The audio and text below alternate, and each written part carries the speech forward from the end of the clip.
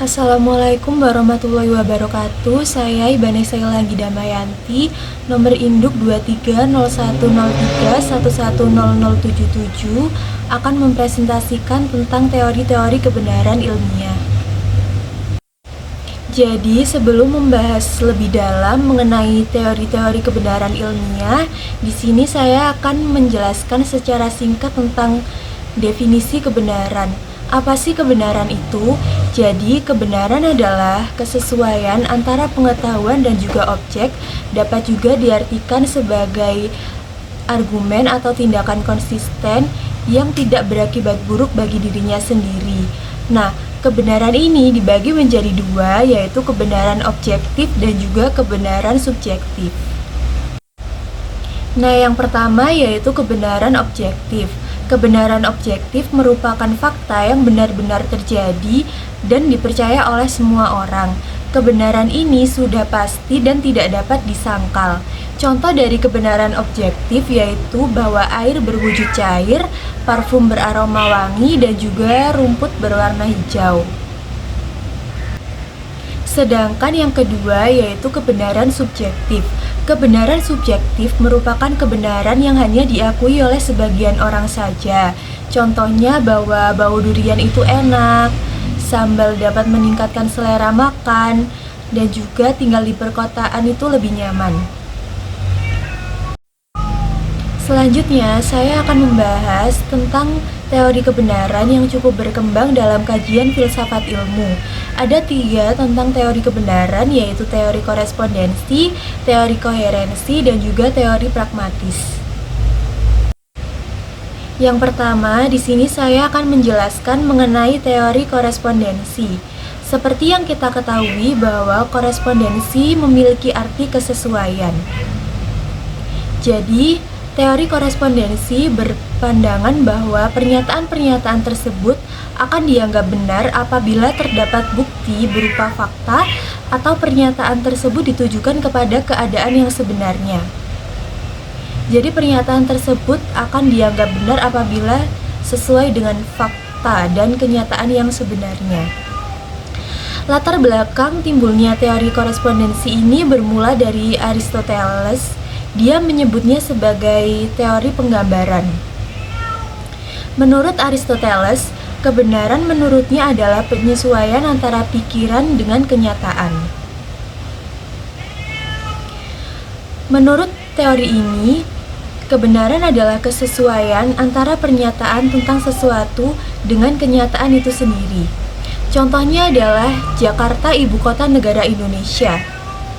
Pernyataan ini disebut benar apabila pada kenyataannya Jakarta memang benar-benar ibu kota negara Indonesia.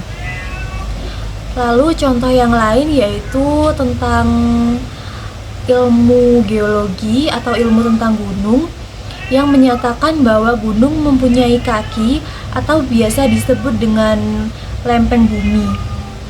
Nah, lempeng bumi ini dapat bergerak dan sehingga dapat menimbulkan gempa bumi dan juga tsunami.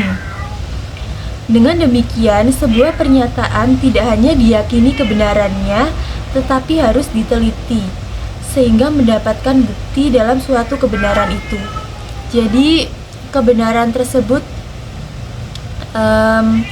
tidak hanya diyakini kebenarannya juga, tetapi harus diteliti terlebih dahulu, agar kebenaran tersebut dapat dinyatakan benar. Selanjutnya, saya akan membahas mengenai teori koherensi. Jadi, teori koherensi merupakan suatu kebenaran logis dari pernyataan-pernyataan yang saling berhubungan dan didasarkan kepada kriteria koheren atau konstitusi dengan pengalaman sebelumnya serta diketahui, diterima, dan diakui kebenarannya.